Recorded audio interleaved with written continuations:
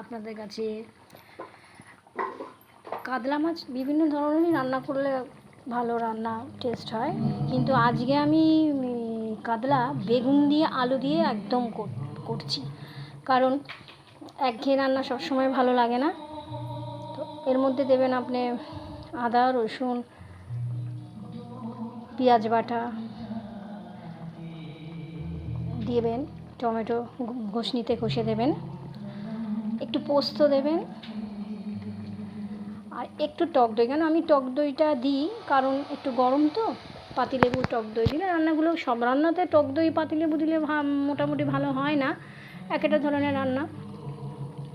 তো এরমভাবে আপনারা করে দেখবেন, খেতে কিন্তু খুব ভালো লাগবে, একটু টক লাগবে খাওয়ার সময়। দেখুন আজকে আমি কাতলা মাছ বেগুন দিয়ে করছি, একদম মাখা মাখা, একদমই মাখা মাখা।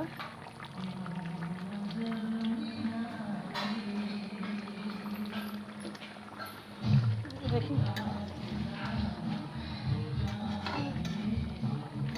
একটু শুকনো শুকনো হলে মাখা মাখা ভালো লাগবে।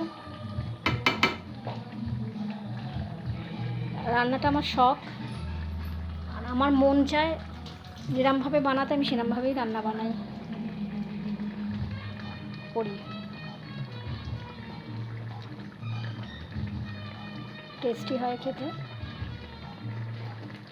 প্রচণ্ড গরম, ভালো থাকবেন, সুস্থ থাকবেন, বেশি করে জল খাবেন।